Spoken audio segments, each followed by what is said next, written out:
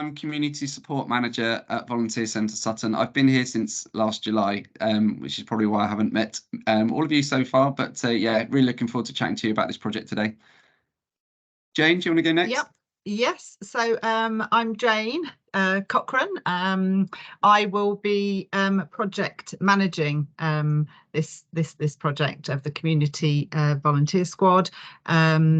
And with Nick will be in the background, ably assisting where I need assistance, hopefully. And yeah, so I've been at the Volunteer Centre for 2.5 years now. And you'll see there's a small little bio about me in the presentation, so I won't go into that. So over to. Thanks, Jane. Kate? I'll go. So I'm Kate Lawman. I'm the Together for Sutton contract manager. So obviously where you guys are using Together for Sutton as the referral partners in your trial, that's kind of where I'm going to be coming into it from that angle. But I'm very excited about this project. It sounds amazing. So yeah, looking forward to hearing everything. Thank you. Alan, do you mind going next? No, Alan Levy, Advocacy for All. So we're one of the partners of TFS and have worked with the Volunteer Centre for many, many years. So we do the advocacy part of the contract. So that's things like your Care Act, RPRs, Relevant Persons Representative, Deprivation of Liberty, independent mental capacity, independent mental health. It goes on and on and on. So we do all the aspects of advocacy. So we would come across people that are vulnerable and would need help and support. And knowing about your service, I suppose, would really help our clients. Fantastic, thank you. Ifat, do you mind going next? Oh, you're on mute.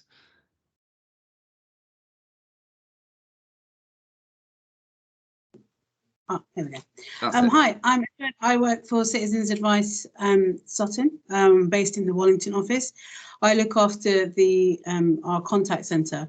So we see around about 50 to 60 calls coming in a day. So we will definitely be able to pick up clients who will be able to look for any kind of those kind of support. So I'm really excited to know what you guys are up to and how we can refer and stuff to you. So amazing.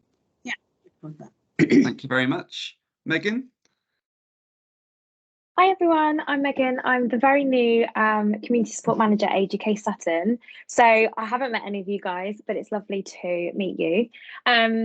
And yeah, my team we're the front door service at AGK Sutton. So we have people coming in with all sorts of queries and issues. And so really excited to hear how this new volunteer squad will be able to help the older people of Sutton. Thanks, Megan. And Michelle? Oh, yeah, so I turned my camera on to see do the introductions, a bit weird otherwise. Michelle Blagrove, AGK Sutton for 7 years, currently Deputy Director of Services, which basically means I just help oversee a lot of the services that we deliver at AGK Sutton. My interest is always going to be information and advice. Megan knows this, we know each other well. So yeah, really interested to see how this service can help the work that we're doing, particularly with older people, with their community work that we're delivering.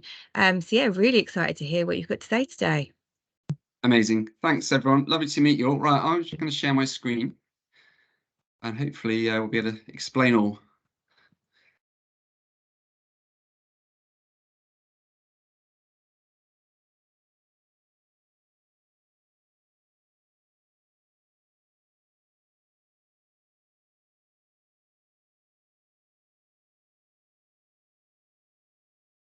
Oops. Rewind slightly, hang on. Can everyone see my screen okay? Mm-hmm. Yeah. Good, that's the technical hitch potential out the way, that's always good. Brilliant, right, well, thank you so much for your introduction. So we're going to brief you on a brand new project we're going to be launching shortly, the Community Volunteer Squad. And just a quick word on what we'll cover. We will spend very quick amount of time just running through the background of us, because obviously you know us very well anyway, but we'll just touch on this project fitting in with our other projects at the Volunteer Centre. We'll give you some really good background on the role. Jane, as we said, will be leading the project, so we'll introduce Jane a little more in a second. And then obviously to start with, it is a pilot, it is a test at the moment. So the reason you guys are all on the call is because we want to work with trusted partners to introduce what we do. And that's where we're controlling it to organisations such as yourselves in the first instance. And it may be down the line that becomes a broader referral process, but we'll be working with you guys and want to make sure you guys are comfortable with everything we're doing as a starter. So we'll talk about that. Then we'll talk about the types of tasks we're going to be delivering through this volunteer squad. And we'll just give you the whole background about how it will work, how volunteers will get involved, how you can approach us, and how Jane will bring the whole thing together to deliver this service to the community. And then we'll just touch on some of the things that we'll be doing to make sure that people are safe, our volunteers have a very clear process, that all the required checks, procedures, process and everything, just to give you confidence in everything that we've spent quite a lot of time thinking through for this unique scenario for what we're offering today. So it's a chance for you to get up to speed with that and obviously ask questions if you need it. Okay, so we've done our introductions, but obviously Jane and myself. So for anything to do with this project, we'll come to talk a bit more about this in a bit, but we've thought through a very clear way that we would want to sort of onboard the tasks that you'll be able to bring to us for residents that are in need. But for anything to do with this, you probably have some more questions after today. Come through to Jane and myself, and we'd be delighted to help. So the two of us together will be the key people working on this project. So literally won't spend much time on this at all because you know us pretty well. But I guess where this project fits in really neatly is that we obviously have two halves to what we do at the Volunteer Centre. We have our own projects where we recruit volunteers. So you'll know us well for things like mentoring or befriending, or our Integrating Sutton project, so where we're working with Hong Kong or Ukraine communities that have come in. But we're also obviously helping volunteers match up and connect with about 500 local charities and groups as well. So this is another piece of funding we've received to deliver a service. So that's why it's managed by us, and we will be obviously responsible for that whole volunteer process and working with you guys to identify need and connect the volunteers with people that need the service in the community as well. So it'll only be an additional project run by Volunteers Centre Sutton, funded by the council. Okay, so just to give you a bit of background of the role, I know Jane sent a little bit of information out when she emailed to set up the meeting, but to sum it up in one sort of statement, if you like, it's kind of this. So the Volunteer Squad, it's a project that connects volunteers to local residents in need to perform simple one-off tasks.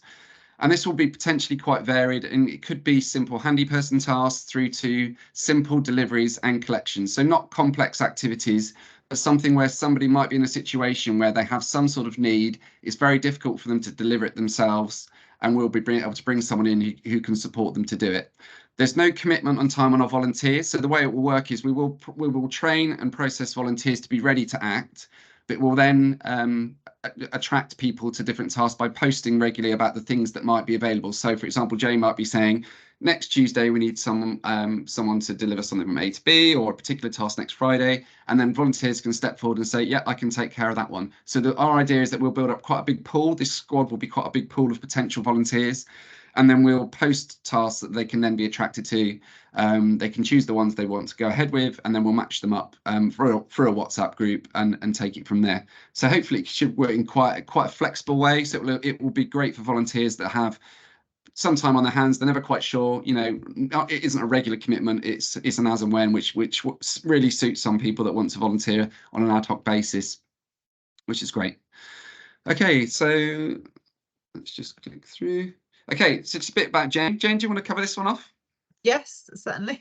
As I said, so I started with the Volunteer Centre helping to sort of project manage the vaccination scheme that we successfully ran at Nonsuch Park, which was amazing to be a part of. So I joined the Volunteer Centre to do that, and then stayed.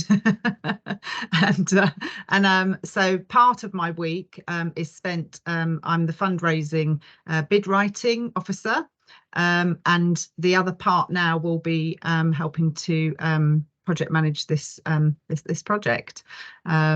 So it's only half of the week that I will be working on this, and it will be me trying to manage to give those tasks out during the time that I'm working, so that I'm always on hand and I'm always available. So we'll see. We'll see how that works when we start off. Yeah. So.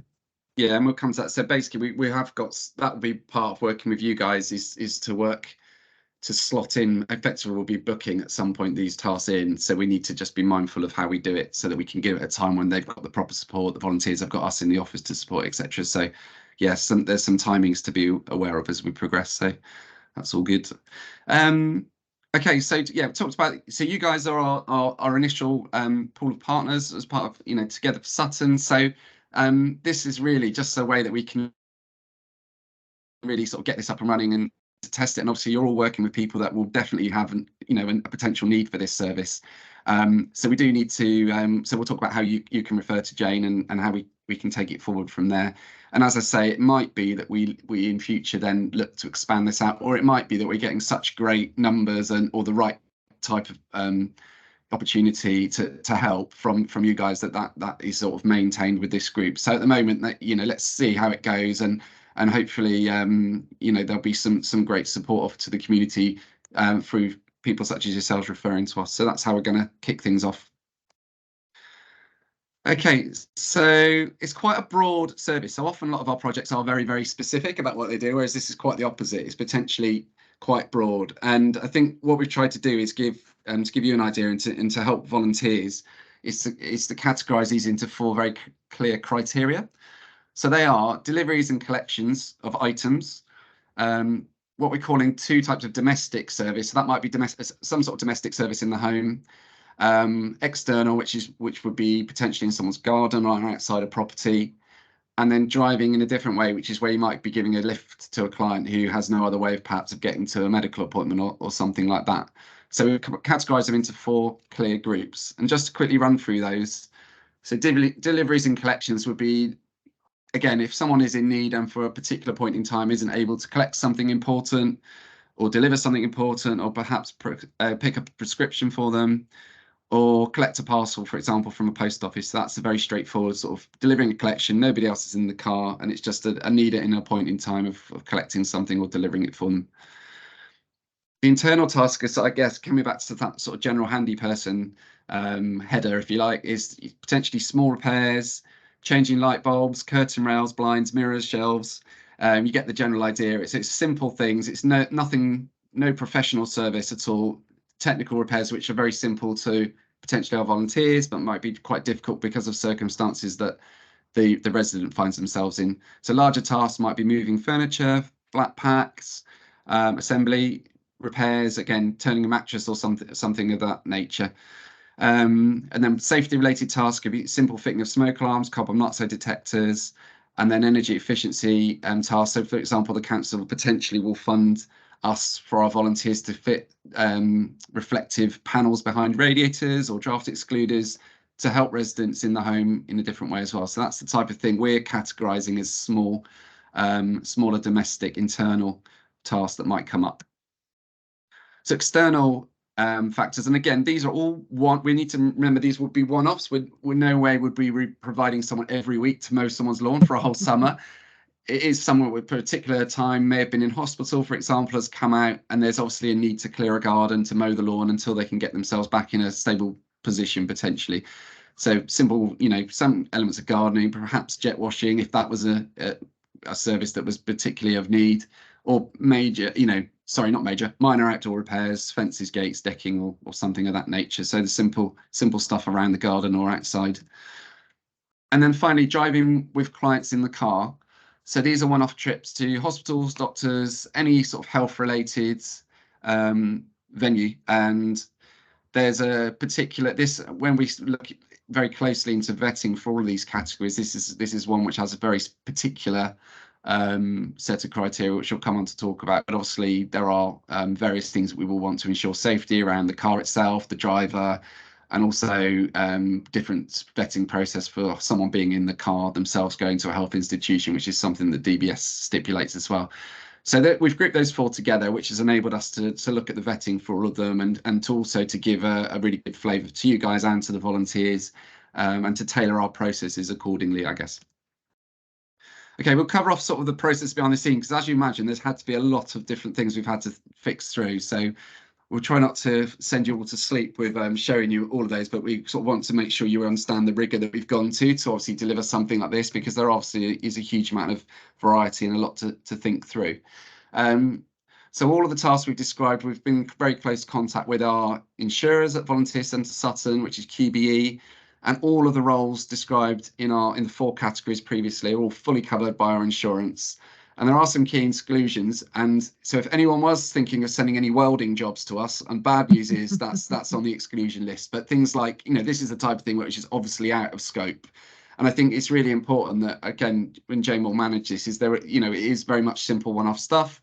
So if it's blowtorches, burning, welding, this is all stuff from the insurance company. So obviously this kind of feels a bit far-fetched for what we might have wanted anyway. But even things like the length of ladders we can use, any specialist work, specialist plumbing, specialist wiring, and also, the last point is obviously important about the kind of the consciousness of the residents and being sensitive to their situations around mental health as well. So there is some very clear roles that were in scope. We've talked about them, and obviously just overlaying the insurance onto that, there's some very clear things that we can and can't go ahead with as well. And we'll be looking to work through that with you when you do the referral process as well with Jane. Okay, so booking tasks and getting involved. So we've talked about the WhatsApp squad. We've actually been recruiting on this already, Jane, haven't we? And the brilliant news is we've got around 90 people that are potentially interested. So that's 90 local people that are potentially interested in joining the squad. Now none of them have yet been through the processing that we're going to talk about in a minute. So, but they're all people that have just come forward, said, yeah, I'd love to be involved, add me to the group. And we're sort of just about to kick that off, but we thought it was very important to take you guys through it first, hear any feedback from you, and then the next stage, and we'll talk about timings at the end, is to brief the volunteers. But yeah, we're all going to run the whole thing out of WhatsApp. So once Jane has identified a task with you, identified when it's going to be, a location, we'll post it on WhatsApp, and the volunteers will just come forward from there. So once they've all been vetted, processed, and then we can very quickly, hopefully, connect them with the task and get them going to deliver it. So it'll all be run out of WhatsApp. So the onboarding process for volunteers. So obviously there's a lot for us to consider. So so for all volunteers, we've got quite a comprehensive application form. Obviously, as a volunteer centre, we are very familiar with onboarding volunteers for services such as our befriending service and our MAPS mentoring service, and all the work we do with different communities. So we obviously understand the sensitivities around vetting and processing this. So we've obviously been able to build on that really good knowledge that we've built up over the years. So there'll be ID checks for all volunteers. We'll be asking for proof of address, so typical utility bills or recent ones. We'll also be taking 2 strong references from nominated referees before any commencement of tasks. And there will be DBS checks, but having run it all closely through the government advisory service, the only DBS we will be taking is for the car journeys to medical appointments. That's the advice we've taken, and that's in line with comparable services. So we've spent a bit of time on that. So there will be DBSs where it's stipulated that we need to do so. So we'll be treating that particular group separately, and anyone taking part in car journeys to medical appointments will be needing to do a DBS check, basically. And also that, as I mentioned earlier, separate driving checks will be done for anyone involved in deliveries or giving people lifts to health venues. So we'll need them to complete a separate form, which is a driving form and a proof of insurance. So I'll just kind of show you, all this is going to be run in a series of online forms. So for example, we'll be getting people to this. This just shows you an idea of the volume. There's probably quite a lot of different forms based on the things that people are coming forward with. So this is just the first page of a series of questions around this person. So it'll take their car registration, it'll take their insurance, their MOT certificate for the car they're using, etc., etc. So we've created a series of these forms for the different things we're going to talk about today, which volunteers will have to go through. So yeah, there's been a lot of rigor and a lot of time over the last few weeks kind of putting that together. So just to reassure you guys, it's all been very carefully referenced against existing projects, government advice, and different sources that have been necessary. So yeah, inducting volunteers. So we'll be giving them all a very clear role description to read, which will scope out the role and what's required. There's a separate one of the forms I just flashed up on the screen. There is a health and safety instructions, which covers the broad range of tasks and how they should go about them, the use of equipment, entering people's homes, a whole host of very, very important learnings, very much in line and building on our befriending service, which offers something incredibly similar and has been successful for a long period of time. There'll be a briefing presentation, which Jane and I will be delivering hopefully next week or the week after. That will also be videoed. So anyone coming new to the project will have a full sort of training induction video to be part of, which they can refer back to and new people can see for the first time, which is great. Residents will be asked to complete a disclaimer form. So if one of the residents you're referring to us, there's kind of safety aspects on all sides, I guess, is what we're saying. So as well as our volunteers, the vetting process, etc. The residents will also need to sign a disclaimer, basically, which I think I've got here somewhere. It's this one. So it will basically be, them acknowledging that they've got a volunteer coming into their home. It's a non-professional person, and it's something that within the remit of the roles that we've described. And so that's that. And we appreciate that online form won't be possible for all residents. So we will be making hard copies, and volunteers, if it's not possible to get that done in an online way, then we'll ask volunteers to take that in and to get it signed by the volunteer, by the resident before they start any work. Sorry, Michelle, did you want to jump in? You actually preempted my question, actually. So okay. I was just thinking about many of our clients would really struggle with the online form. So you actually answered my question before I asked it. Thank you. Great. Yeah, we've been thinking hard about that, and Jane and I were sort of, because what we can't really do is get hard copies to people in the post. That's not really going to work. So what we're going to do is basically make it super clear to the volunteers that they can't start any work before they get that form signed, and then it's to be returned to us immediately afterwards. So hopefully that should work well. But again, let's see how it goes. But the basic premise is no task will happen without the disclaimer being signed, in the same way that all the other vetting is super important as well. Okay, let's just click on that. Okay, so and the final thing is the briefing form, which is another one of those forms that the volunteer drivers will need to complete as well. So the residents will complete the resident disclaimer form. The residents will also be provided with a volunteer centre safeguarding leaflet, which is an adult safeguarding leaflet, which applies to anybody involved in one of our services, obviously outlining the importance of safeguarding and what to do with any concerns. And there's also a series of safety guidelines which all residents will be provided with. So it's practical advice, again, sourced from the correct sources for how they can ensure safety procedures are followed in the home. So it's simple things, but obviously very, very much common sense. So it's giving them clear access, good lighting, making sure pets or children aren't accessible to the space that's being worked in. So a lot of this is, in some ways, it's important that we have all this in place. Some of the tasks will be super simple, but obviously this is super important that we have given that information, that advice to everyone, so that the task can be completed quickly and safely. Nick, sorry, can I quickly ask a question? Yeah, sure. And sorry, it's kind of going back to what Michelle and you mentioned just a minute ago with regards to the residents' disclaimer. Is that not something you could maybe try and build into your referral process as well? So when one of the TFS colleagues are referring into you, at that stage they would have to get consent from their resident anyway. So surely if they're with them physically, so say it's a citizens advice drop-in centre and they've got them physically there, they could almost do that for you. Is that not something that might speed up the process? Yeah, we would love to hear your view on that, and that's a really good point, Kate, because we've sort of built this as if we were managing all aspects of it, and I guess some of it could potentially live with you guys as referrers, and that would make things super helpful for us.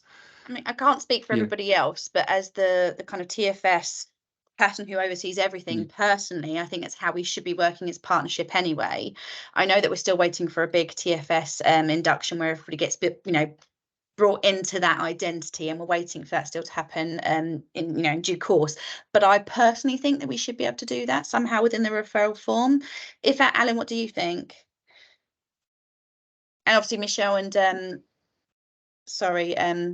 oh my goodness, And Yes, Megan all of and you. If we can just work out what's going, if we just go through the referral mechanism, part of it's also going to be working out whether or not we do it if the client is on the phone with us, or whether it's face to face. So maybe if Nick and Jane can just talk us through the actual referral mechanism, then we can work out at the end how how we're going to do it, and B, where at which point we can help with the referral form. They look like fairly simple, straightforward Google forms. Yeah, they are. Maybe able to complete over the phone while somebody's with us.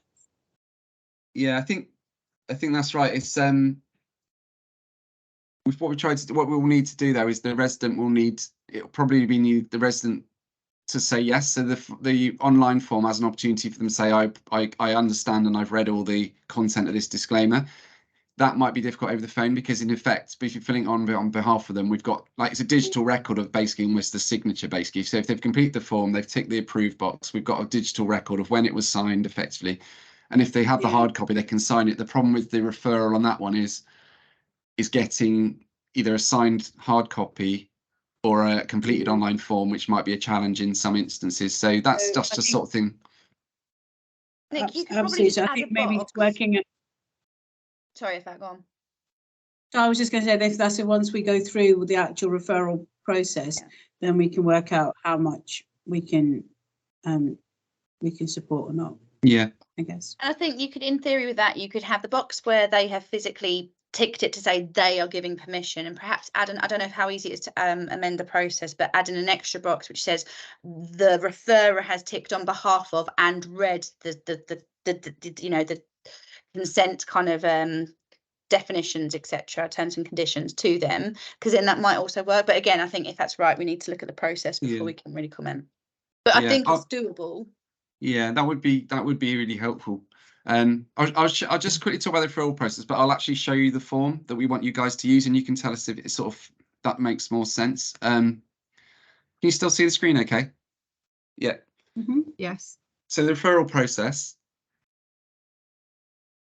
So just very simply, there's the online form, but I'll come out in a second. I'll show you it properly. But all requests will need to come to us from you guys online via this online form. So it's very, very straightforward. It will just basically your contact details, the details of the resident, why this task is needed at this one-off opportunity because of the circumstances. It clarifies the scope and exclusions on the form. So if, basically it's a bit of a reminder at the top about, you know, why we're doing this and what sort of things are or aren't there. And then basically Jane will then assess that. It's almost like an application request. Jane will just check it fits in with the types of scope of work that we've been chatting about already, then contact you, confirm it's going ahead or otherwise, and then we'll take it from there by matching up with a volunteer. So just to come out of there, the referral form, let's just check I've got the right.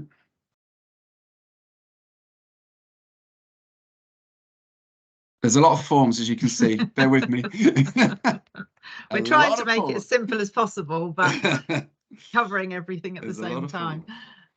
So yeah, it's just very basically. So at the top, it's just describing. I don't know if you can read that or not, but it's the referral forms to be submitted to Volunteer Centre Sutton, so we can check the requested task fits the criteria. Once we confirm we're happy to proceed, we'll be in touch for next steps. And then at the end, I said, please see a list of typical tasks that can be included as part. So there's lots of reminders on this form every time you come to do it. So you might say AGK, put your name in. So it's super easy. Phone number, email address, and it'll just take you through the name of the resident, the address, their contact details, something about the resident's circumstances, health, mobility issues, anything we need to know about. So that'll be all that.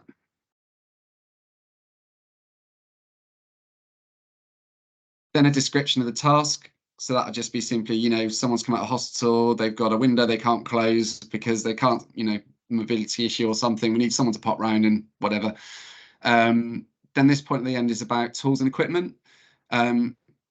So if the resident has suitable tools and equipment, so is a step ladder on site, for example, or not. So it's just lots of opportunities to describe exactly what we need, really. I Put that in there.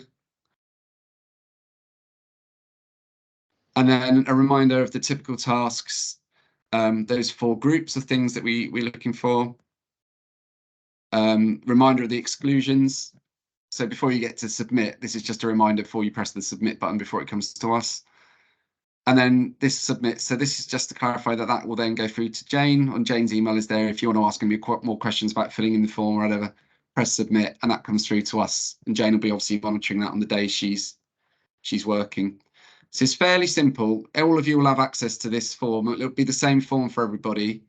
And yeah, and that'll be our opportunity to then process them as they come through and manage them. Kate, do you want to jump in? Yeah, thank you. I think firstly, again, all of this is brilliant. It's looking really, really good, guys. I think that list is really, really useful, and probably I would put that before the task part if you're able to swap the pages around, just because then you're just reminding everybody and they can think, oh, actually, no, it's this is what it is, and they can put it in. And I think you also need to add to this a consent from the like a tick box of some sort saying that the professional referrer has received consent from the resident to make this referral, just to cover your own back that they've received that and they've done that check their end.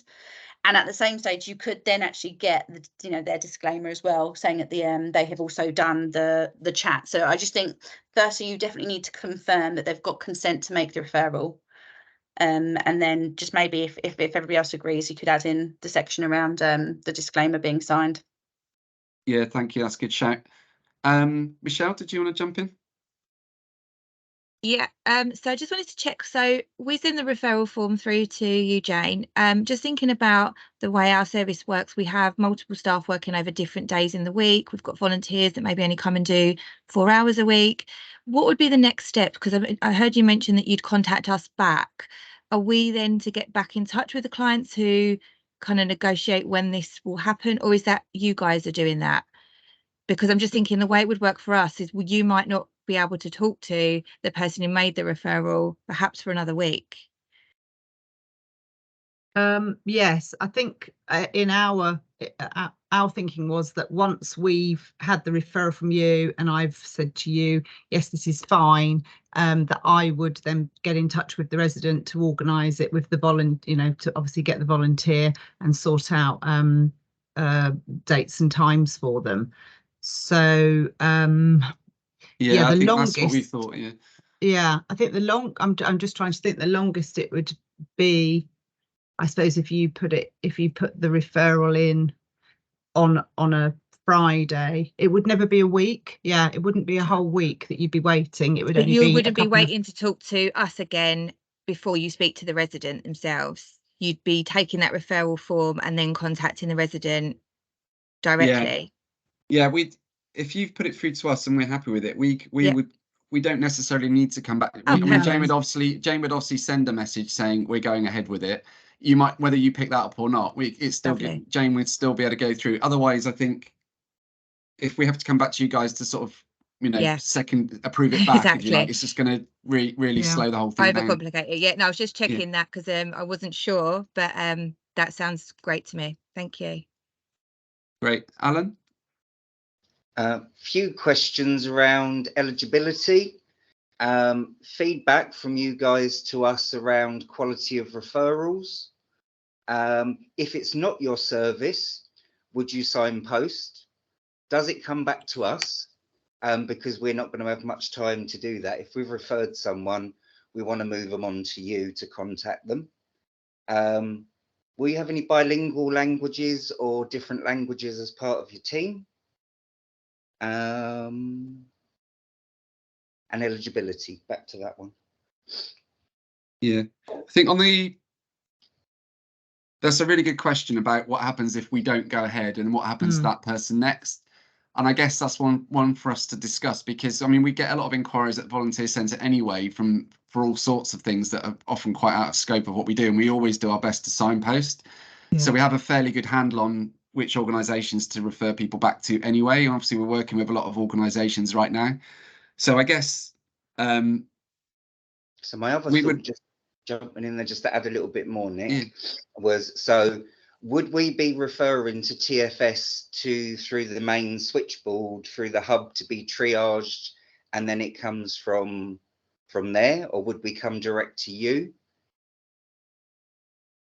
So I'm thinking, as anyone on this call or any of the organisations represented could come direct with that form. It could come from TFS, or it could come from one of you guys. You all have the form, so it wouldn't be going through TFS and then to us. Yeah, I'm doing a big old shaking head. No, I don't think this needs to. Join me if you agree. I don't think this needs to come through the SPA. It's a separate project. If you've got a client, so the TFS really is like a triage if people don't know where to go. So if you've got a client who you think fulfills the criteria for this, then I don't think it needs to come through a triage service. I think that would be an automatic direct referral to. But if I don't know all of their circumstances and I think they need a holistic approach, then it would be through you guys. But if it's just a one-off thing, then I'd go direct. Yeah. So if you think it's a client of yours that requires some, I'm assuming some sort of something that fits into these criteria, then you would just direct to them. If it's something that you think that actually they require benefits check or debt or stuff like that, then you can pick the. Yeah.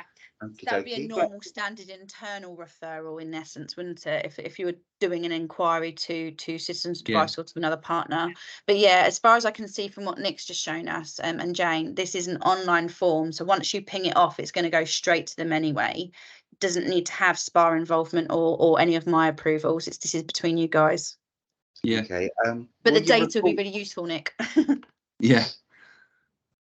So eligibility of the clients, what, besides being vulnerable, what type of client should I be referring?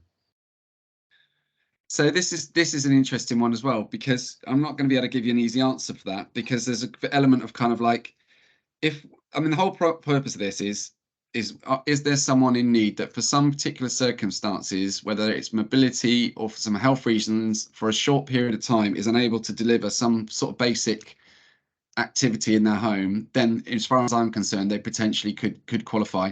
Now, obviously we haven't started this yet, and we kind of need to see what comes through, and we obviously only have a limited amount of time, so we're gonna have to really control it to start with. But beyond that, the funding hasn't been given on any particular basis based on an age range or particular set of health circumstances. The funding is based on it just being qualifying by someone needing it, and there's a huge element of sort of common sense and I guess just almost like intuition on that, which we've scoped out. So it's a very broad criteria, I guess, Alan. Would you be feeding back to us or reporting back to us about numbers and what's a good referral, and if we need to kind of tweak or refine our process?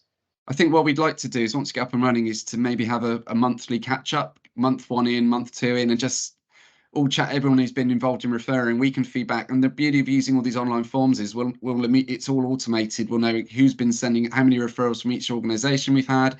Jane will be collating it all into which ones we've gone ahead with, which ones we haven't. So we'll be able to work out, if we're only able to go ahead with 10% of tasks, then something's going seriously wrong in terms of the understanding of the criteria. So that's probably our job, to make sure we're clearer on what we would have accepted or not. But yeah, we want to feedback, and I think we'll have some brilliant data, and we'll be logging which of those types of 4 criteria we've helped, whereabouts we'll have details on their location within the borough. So we should learn some stuff about where they are, what they needed. It'd be really interesting actually to see what comes up. So I sit on part of, or there's a few people probably in the room and our organisations that sit on the SARB, the Safeguarding Board for Sutton. And there's a lot of people there with a lot of fingers in pies and different services as well. Just something to think about in the future if you need to take it further. Okay, thank you.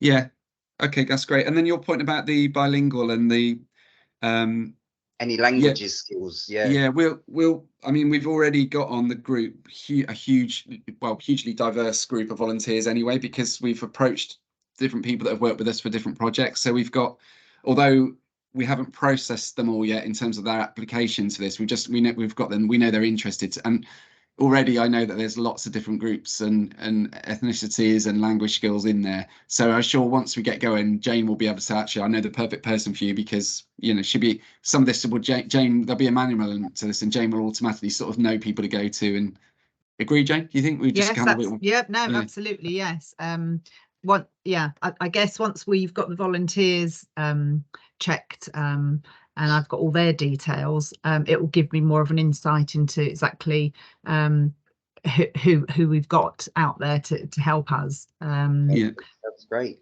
And one Yeah. last question is about the driving to appointments. Is it just the driving taxi service, or are you getting them inside and sitting with them during the appointments? Yeah, Well, this has come up, and I think, yeah, I was talking to Irene, who runs our befriending service, who's had very good experience of this, who said exactly the same thing. I think to start with, I think it should just be, I think we need to be very careful, because every bit you add on opens up a whole new category of potential safeguarding and issues. So I think I'm just thinking there, Nick, just to maybe jump in a bit, is to join up with us, because our job as advocates is to attend those meetings. So maybe our referrals to you, because we're not allowed to pick them up and move them around. So it might be that we're having to do a health appointment with someone and sit in the meeting, but we would liaise with you to get the person there. That sounds ideal. Perfect. That's so maybe there's something about the work, and this project ties in with Advocacy for All services. So maybe what you're finding is you might be getting calls from people going, I've got a Care Act assessment with a social worker, I can't get there and I don't have any help, and I don't have any family, and I don't have any friends, and that would be a referral to us. So maybe there's something outside of this that we can work together, that if you identify someone lacking friends, family, and is a bit confused or has substantial difficulty, they might be entitled to advocacy, and we could help them at the meetings, and you get them there. That sounds perfect. I mean, I'm much more comfortable. It's just the driving there and back. If we add any other things on, it becomes something else. And I think this is the point. It becomes us, Nick. Yeah, but that's the thing. And this is the thing. Although we've kind of turned it into we've obviously got all these forms for a reason, but we also should just like in the first couple, Alan, just give us a call, and like we can say, you could say, actually, I'm thinking I've got this person.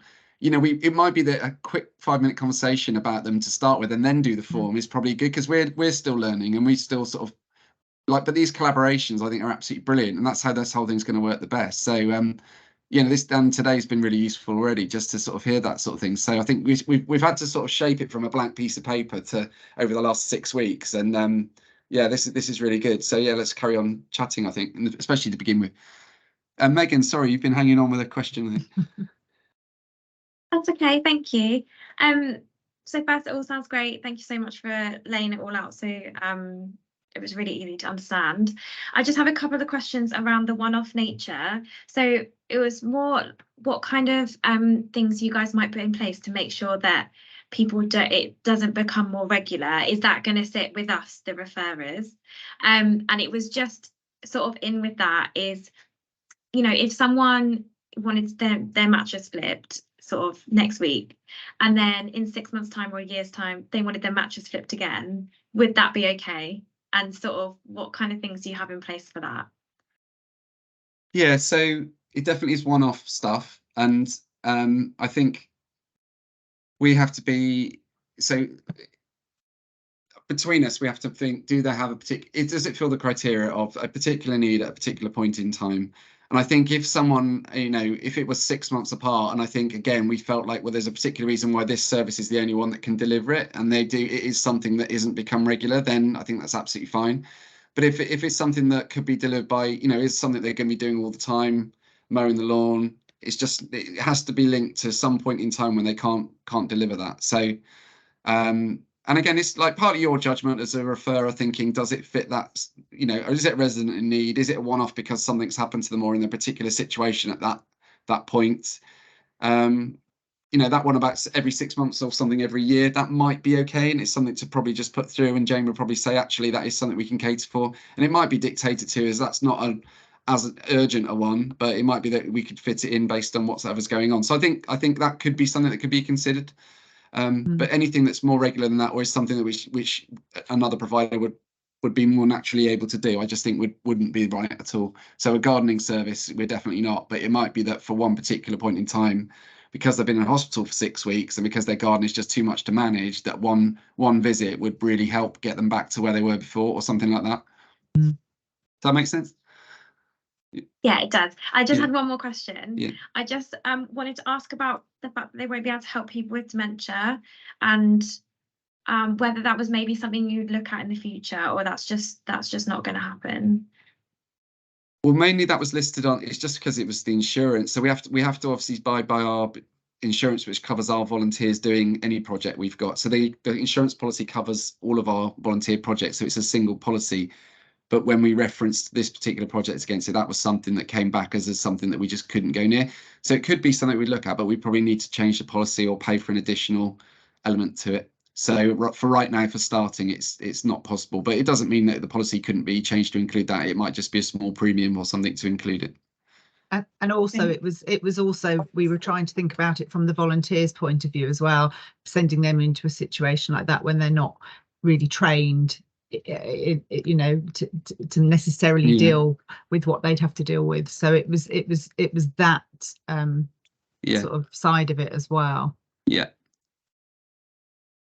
Can I ask a couple of questions again? Sorry. Again, I'm loving this joined up working, and Alan, I love that you've brought in the advocates. That's a really, really good thing. For me, so I used to have my DA hat on when I worked for Transform.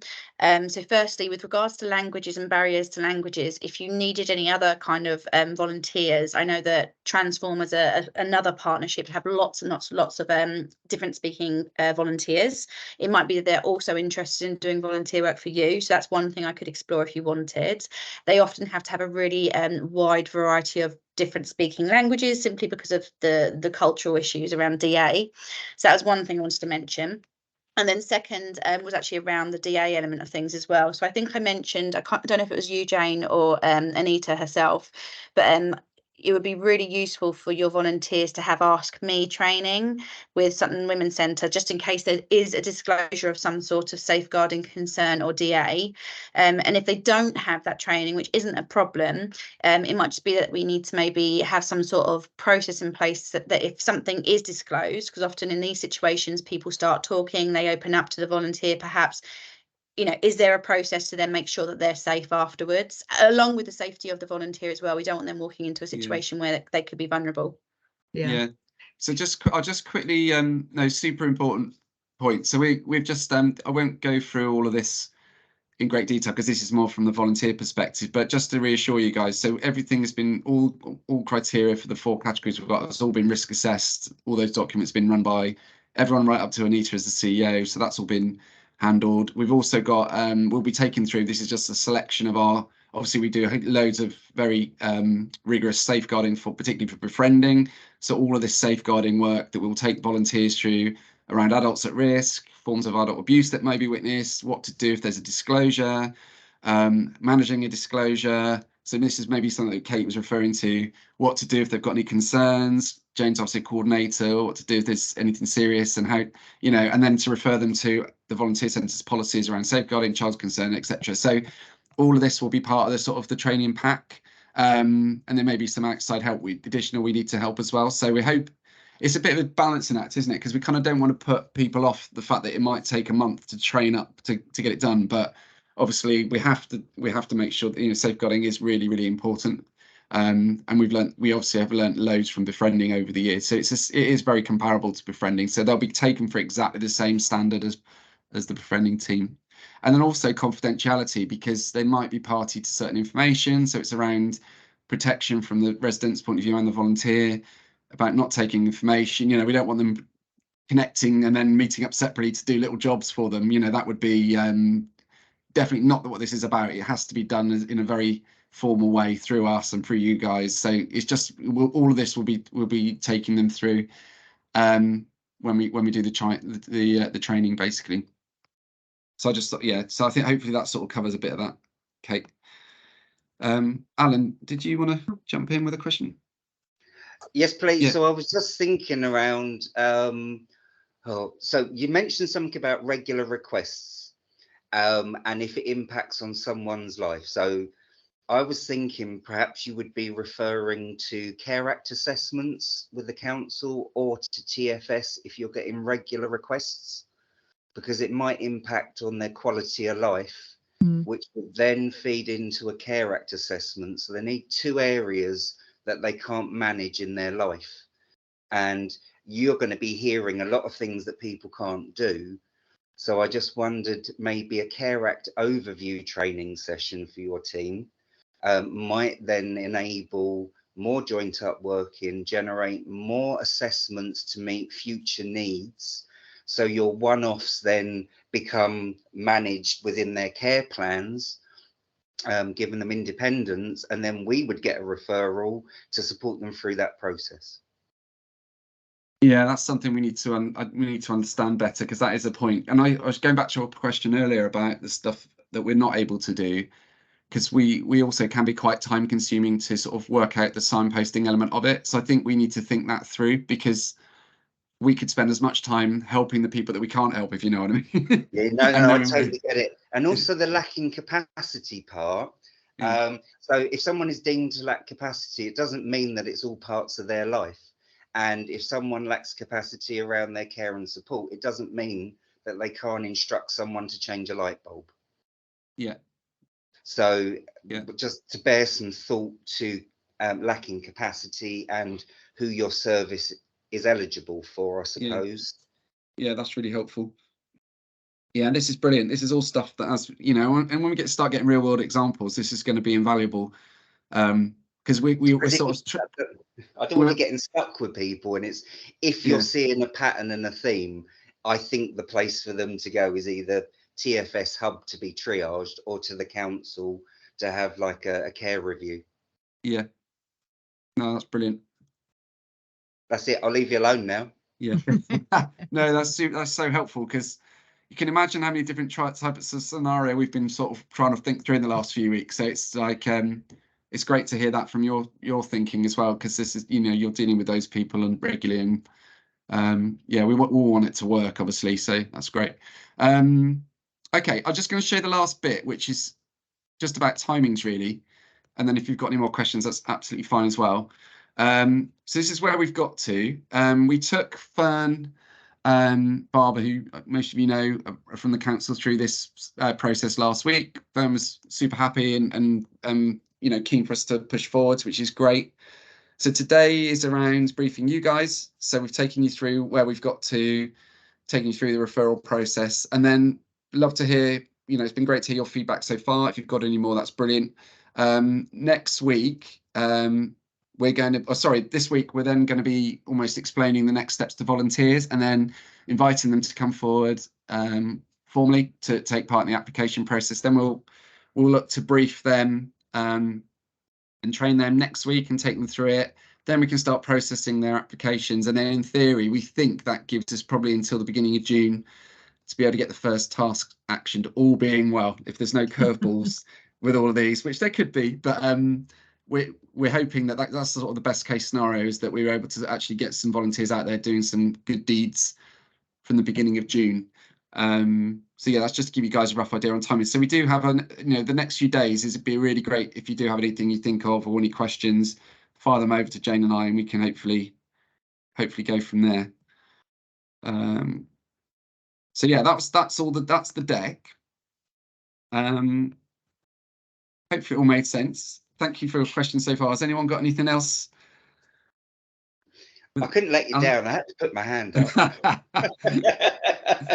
I think you got away with it. I'm just wondering, so once you've got it all agreed and you're about to go live, is there an email that you could send to us that I could share with our team who are working with individuals in Sutton?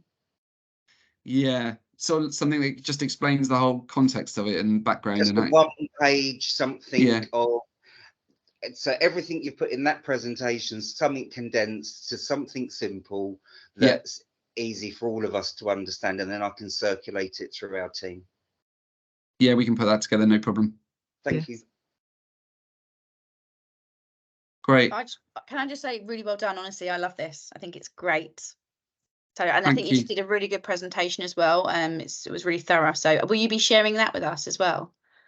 Yes, I think we're going to, we can send that, we'll send it over as a PDF later on today, if that's okay. And then it could be actually, Jane. Why don't we send the referral online form, and feel free to play around with it, because we can clear any test entries you put in it. And it might be, you know, Kate's point about it actually did seem a bit odd when we were going through it, that we've put the criteria at the end and not the beginning, for example. That was a really good point. So if there's anything else like that, we can tweak it before we start. So yeah, those changes Kate mentioned on that will get done, and then we'll send that over.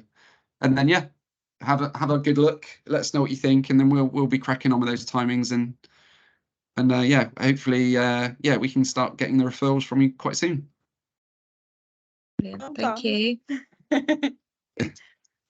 Lovely. Well, thank you everyone for your time today. I know we took up a bit of your time, but it was really appreciated, and we hope we've yeah, made you feel quite comfortable and looking forward to working with us on this, and excited still, hopefully, which we are. And yeah, be nice, lovely working alongside you all, and getting lots of referrals, hopefully, of people, lovely say that residents that now, we can Jane. help. Yeah. Yeah, open the floodgates. You say that now, you wait, give us a month and then tell me. I'm looking forward to it, Alan. Well, yeah, I mean, that is an important point. We need to start quite slow. We might need to just limit it to maybe one from each of you, you know, just until we get going. And like if we get a dozen from everyone, then we're gonna have to be there's gonna be a lot of disappointed people. So yeah, but let's see how we go. You know, we'll hopefully and also if it goes really well, we might be able to expand it out, more days, more people, you know, if it's delivering great numbers. So yeah, we definitely want to start calmly. Let's test it, see how the first few go, then maybe ramp it up a little bit from there. But we'll let you know. We'll keep in touch on it all. Thanks so much, guys. Thank you.